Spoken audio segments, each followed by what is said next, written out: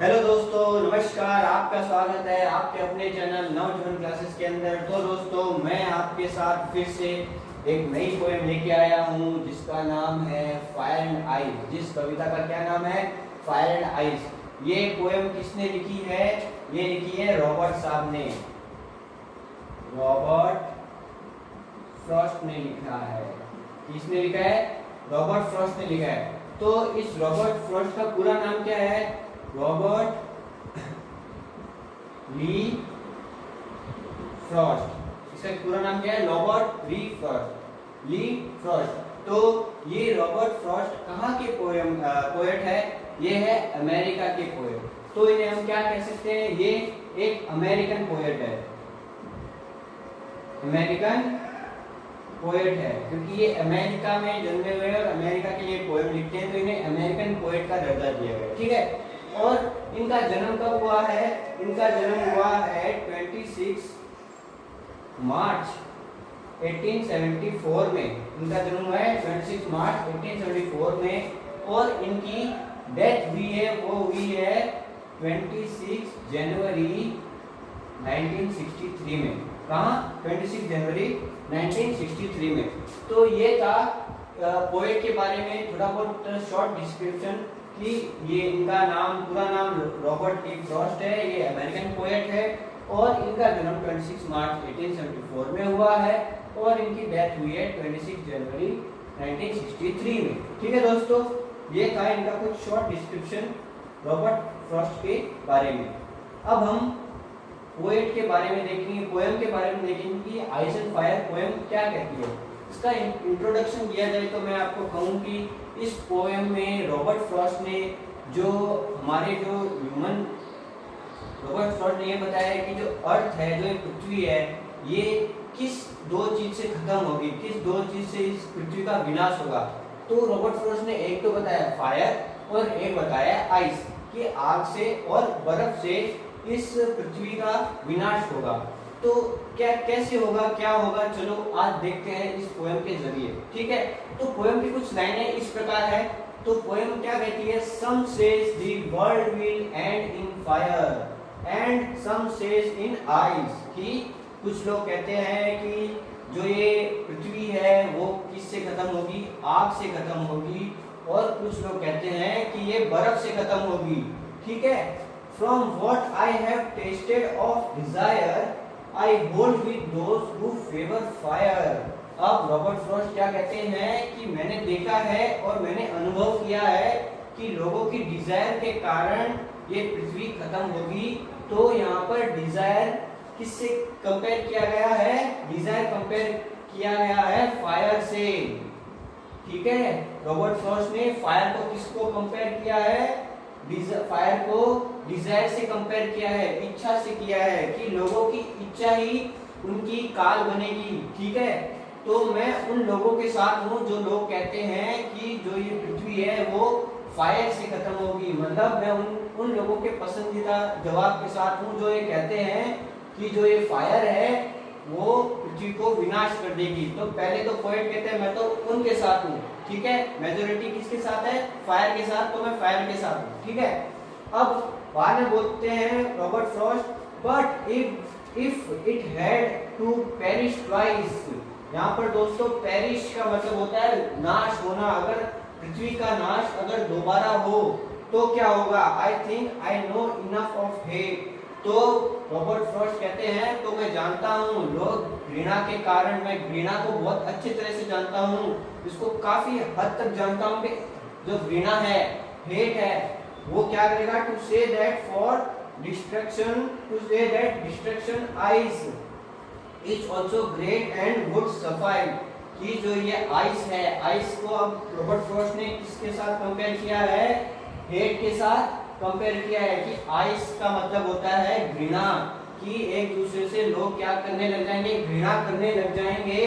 तब जो ये घृणा है वो काफी होगी इस पृथ्वी को दोबारा विनाश करने के लिए, दोबारा डिस्ट्रक्शन मतलब विनाश करने के लिए। ठीक है दोस्तों। तो कुछ हद तक पोएम समझ में आ गई आपको। मैं आपको इस पोएम के वर्ड्स और हिंदी में उसके मीनिंग और वर्ड्स भी बता दूंगा। कुछ हद तक ये पोएम समझ में आ गई होगी। तो ये पोएम है कि ये बताता है कि लोग अपने जो डिजायर है, इच्छा की उनकी इच्छा क्या होगी, वो ग्रीड हो जाएंगे अपने लालच के, मतलब पैसों के पीछे या फिर सक्सेस के पीछे वो इतने पागल हो जाएंगे कि वो भूल जाएंगे, उनकी डिजायर ऐसी हो जाएगी और उनकी जो माइंडसेट है वो हट जाएगी, जिससे वो क्या हो जाएंगे, अगर वो पैसे के पीछे भागेंगे तब वो सक्सेस हो जाएंगे तो वो क्या हो जाएंगे, अपने ईगो को संभाल नहीं पाएंगे और आसपास के लोगों को भूल जाएंगे कि वो लोग भी यहाँ पर रहते हैं। तो इस कारण क्या हो जाएगी, जो ये वर्ल्ड है वो खत्म हो जाएगी डिजायर से, क्योंकि लोगों की इच्छा है ना वो उनके ऊपर हावी हो जाएगी। मतलब यहाँ पर रॉबर्ट फर्स्ट बताया कि ह्यूमन की जो इमोशनल फीलिंग्स है वो उन्हीं को भारी पड़ जाएगी। मतलब हमारी जो इमोशनल फीलिंग्स होती है, डिजायर, घृणा, हेट, ये सब ये हमको अपने आप से अलग कर देगी, इस पृथ्वी से अलग कर देगी, विनाश कर देगी हमारा। मतलब हमारे इमोशन को हमको हमारे कंट्रोल में रखना चाहिए। जैसे ही ये इमोशंस अपने ओवरफ्लो में आ जाएंगे तब हम इसमें बह जाएंगे, हम इसमें खत्म हो जाएंगे। तो रॉबर्ट फर्स्ट का साफ साफ कहना है कि जो ये हमारी डिजायर और हेट जैसी इमोशनल फीलिंग्स है, ह्यूमन फीलिंग्स है, उसको हमें क्या करना पड़ेगा, कंट्रोल करना पड़ेगा, जिसके कारण ये पृथ्वी बच सके। वरना अगर ये सब नहीं हुआ कंट्रोल तो एक ना एक दिन ये पृथ्वी डिजायर से या फिर हेट से खत्म हो जाएगी। तो दोस्तों इस प्रकार ये पोयम रॉबर्ट फर्स्ट इसके बारे में हमको बताना चाहते हैं। ये मैसेज है कि हमको हमारे फीलिंग्स को या फिर इमोशनल को, फीलिंग्स को क्या, ह्यूमन फीलिंग्स को क्या करना पड़ेगा, कंजर्व करना पड़ेगा, not to overflow the feelings. हमें फीलिंग्स को ओवरफ्लो नहीं होने देना, हमको इसके ऊपर, हमारे ऊपर हावी नहीं होने देना है, क्योंकि ये देखा जा रहा है कि ये कुछ ऐसा ही हो रहा है आजकल। तो मेरे को रॉबर्ट फर्स्ट की बातें कुछ सच्ची दिखाई दे रही है। ठीक है दोस्तों, तो हमें इस इमोशनल फीलिंग, ह्यूमन फीलिंग्स को क्या करना है, इमोशंस को क्या करना पड़ेगा, कंट्रोल में रखना पड़ेगा। तो ये थे रॉबर्ट फर्स्ट की ये पोएम थी, जिसके अंदर हमें बताया गया है कि कैसे जो वर्ल्ड हमारा है वो खत्म होगा दो चीज़ों से।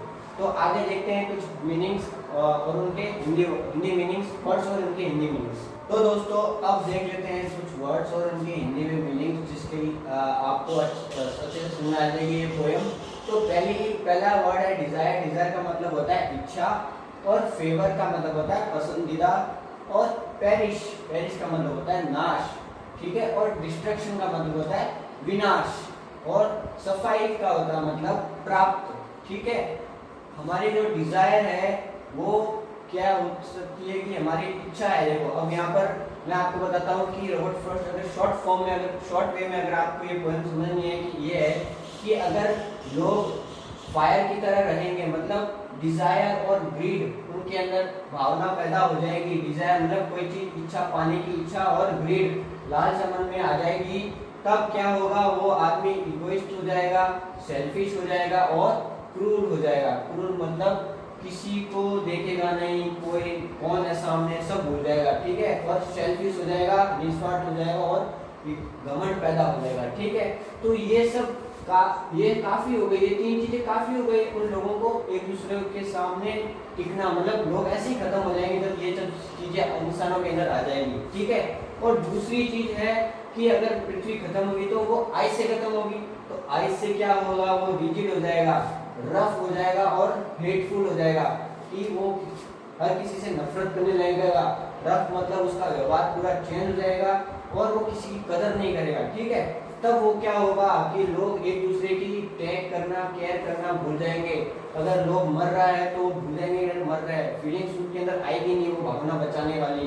तो इसके कारण ये दुनिया इन दोनों के कारण आराम से खत्म हो सकती है। मतलब इतनी सारी चीजें काफी होगी जब लोग के अंदर ये सारी भावनाएं एक लेवल पर हाई हो जाएगी तब, ठीक है।